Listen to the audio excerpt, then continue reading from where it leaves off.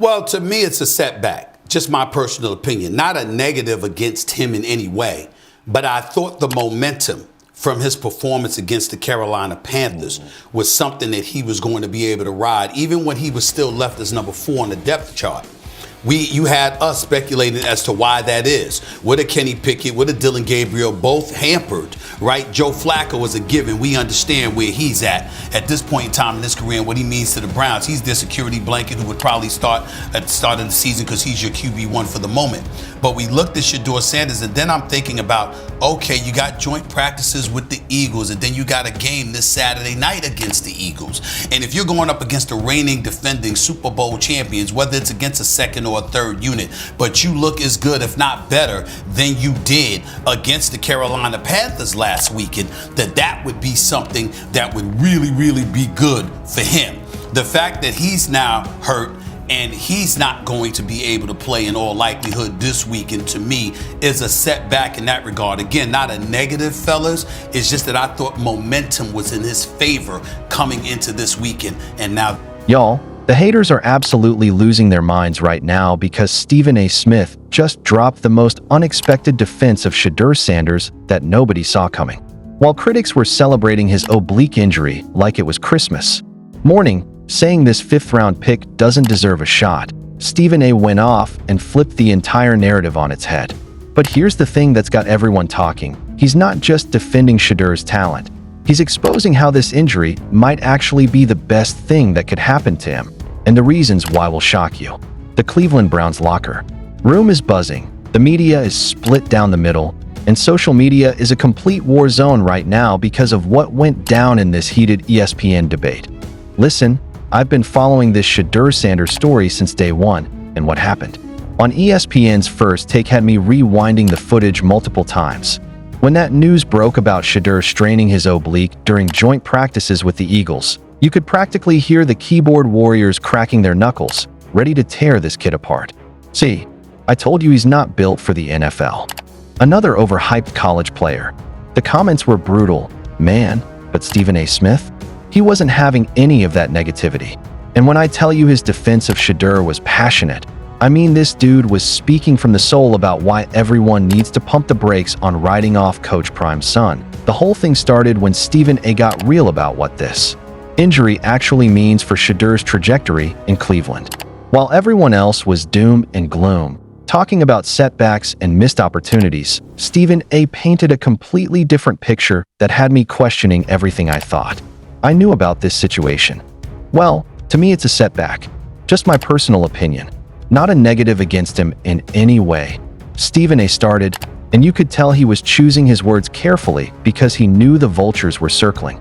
But then he dropped this bomb that nobody expected. I thought the momentum from his performance against the Carolina Panthers was something that he was going to be able to ride. Now, here's where it gets spicy. Stephen A. wasn't just defending Shedeur's past performance. He was painting a picture of what could have been. Picture this: joint practices with the Philadelphia Eagles, the reigning Super Bowl champions. Imagine Shedeur going out there against that defense, even if it's second or third string, and putting up numbers that match or even exceed what he did against Carolina. That would have been headline material, folks. But here's the plot twist that had the internet in shambles. The other analysts on the panel started agreeing with Stephen A., but for completely different reasons. And this is where the story gets absolutely wild. The second analyst jumped in with what might be the most controversial take of the entire segment. This could be a blessing in disguise for Shedeur Sanders. I'm sitting here like, hold up, did he just say what I think he said? An injury being a good thing? But then he broke it down, and honestly, it started making sense in the most twisted way possible.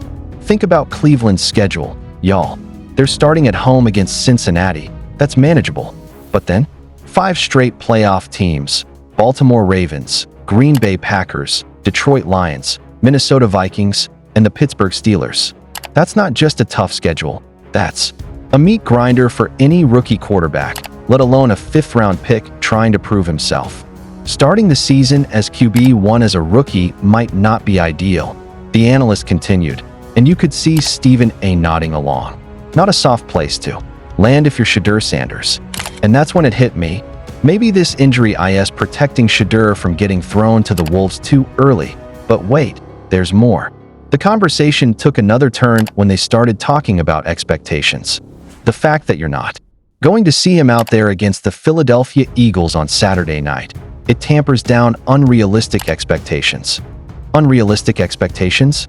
Bro, we're talking about Shedeur Sanders here, the same quarterback who was putting up video game numbers in college. Here's why I disagree with you, Stephen A. I don't think Shedeur's status on the depth chart matters when it comes to whether or not he's going to be on the team. We know he's going to be with the Cleveland Browns on the active roster when the regular season starts, just based off of what he did against the Carolina Panthers alone. There's no way that Cleveland could expose him to waivers and think that they're going to be able to re-sign him on his practice squad. You can make an argument that Shedeur has more job security than Kenny Pickett, right? Because we know Shedeur is going to be on this team.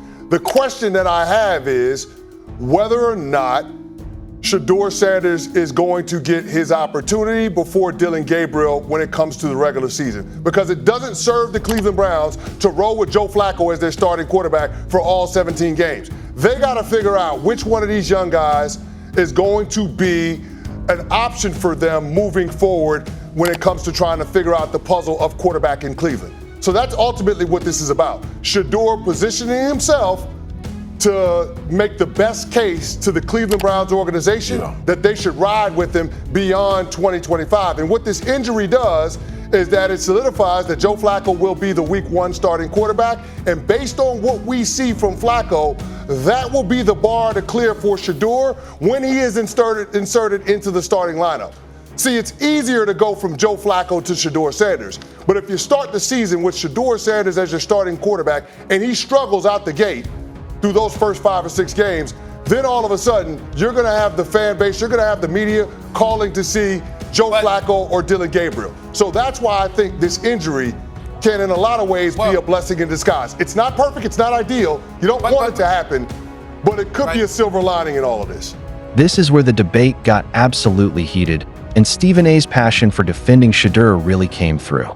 The third analyst tried to play devil's advocate, arguing that Shedeur's status on the depth chart doesn't even matter because they already know he's making the team. We know he's going to be with the Cleveland Browns on the active roster when the regular season starts, just based off of what he did against the Carolina Panthers alone. But Stephen A wasn't backing down. You could see him getting more animated, more passionate about why this timing matters so much for Shedeur's development. And here's the thing that really got to me. Stephen A started talking about the real competition happening in Cleveland's quarterback room. I don't think Shedeur's status on the depth chart matters when it comes to whether or not he's going to be on the team, the analyst argued. But Stephen A was thinking bigger picture. He's looking at this like chess, not checkers. It's not just about making the roster. It's about positioning Shedeur for long-term success.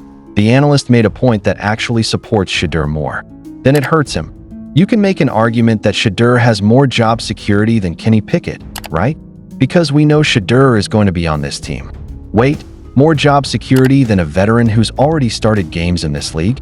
That's saying something about what the Browns organization really thinks about their 5th-round pick. But here's where the conversation got really interesting. They started talking about the Browns' long-term strategy. It doesn't serve the Cleveland Browns to roll with Joe Flacco as their starting quarterback for all 17 games. They got to figure out which one of these young guys is going to be an option for them moving forward. And that's when it clicked for me. This isn't about 2025. This is about the Browns' future at the quarterback position.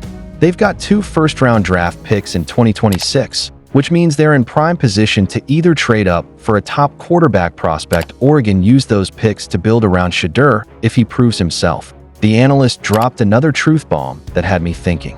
Shedeur positioning himself to make the best case to the Cleveland Browns organization that they should ride with him beyond 2025. Beyond 2025, y'all. We're talking about Shedeur potentially being the franchise quarterback for years to come. But then came the part that really showed how much faith they have in this kid. And what this injury does is that it solidifies that Joe Flacco will be the week 1 starting quarterback. And based on what we see from Flacco, that will be the bar to clear for Shedeur when he is inserted into the starting lineup.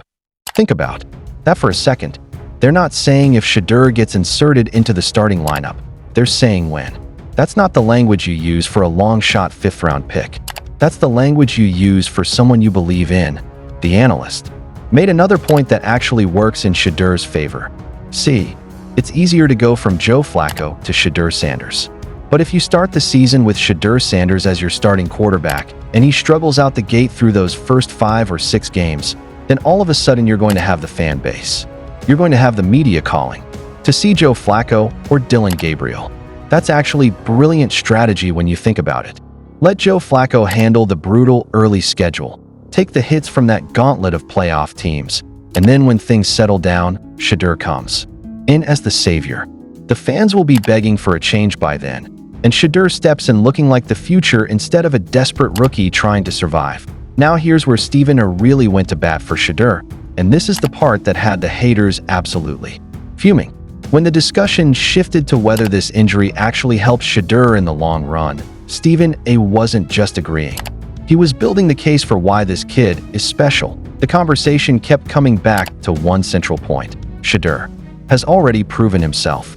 I've never thought about Shedeur as a QB1 to start the season, but I do view him as somebody who could position himself to be that QB2, Stephen A explained.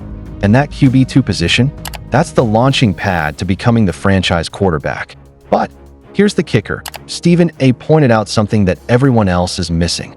The Browns organization is being careful with Shedeur because they don't want the pressure to build too quickly. We know that the reason that would be the case is because they don't want people clamoring for Shedeur Sanders prematurely and putting that added pressure on the organization. Think about that psychology for a minute. They're protecting Shedeur from success happening too fast. That's not what you do with a throwaway 5th-round pick. That's what you do with someone you're planning to build your franchise around. And Stephen A wasn't done. He kept emphasizing how this injury, while unfortunate, might actually be the best thing for Shedeur's long-term development. No unrealistic expectations, no pressure to start immediately against that murderous schedule, and time to continue developing behind the scenes. The final analyst brought up something that really puts this whole situation in perspective. The first step that he took was in the preseason game as far as bunching his name in the bunch with the guys that are playing for the second QB position on this team. One preseason game, y'all. One game was enough to put Shedeur in the conversation with Kenny Pickett and Dillon Gabriel. That's not luck.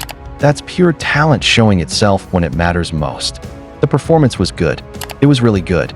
And it was enough to set the tone that these 3 quarterbacks in this particular group that we have right now, it's a real live competition, the analyst continued. A real live competition. That means Shedeur isn't just some developmental project. He's actively competing for meaningful snaps. But here's what really got to me about Stephen A's defense of Shedeur throughout this entire segment. Every time someone tried to downplay what this kid has accomplished, Stephen A was right there with context, with perspective, with hope. When they talked about the depth chart being based on where guys were drafted, Stephen A reminded everyone that draft position doesn't always tell the whole story. When they talked about Kenny Pickett having experience, Stephen A pointed out that there's already a book out on him, meaning teams know his limitations.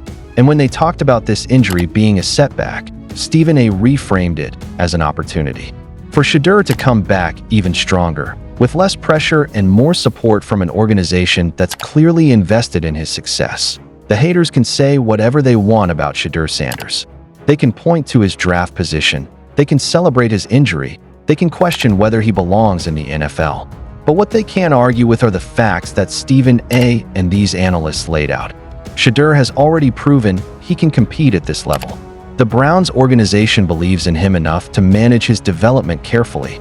The injury, while unfortunate, might actually be setting him up for long-term success instead of short-term struggle. And most importantly, when the biggest names in sports media are spending this much time debating your future after just one preseason game, you're doing something right. The truth is, Shedeur Sanders isn't just surviving in the NFL.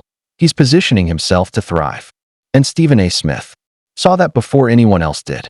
While the haters were writing him off, Stephen A. was writing the blueprint for why this kid is going to shock the world. Let them stay mad. Let them keep doubting. Because when Shedeur Sanders takes that field later this season and starts putting up numbers that make people forget about his draft position, remember who was defending him when it wasn't popular to do so? Will Shedeur Sanders prove Stephen A. Smith right and become Cleveland's franchise quarterback? Or are the doubters going to have the last laugh? Drop your predictions in the comments below. And don't forget to hit that subscribe button because this story is just getting started and you don't want to miss what happens next.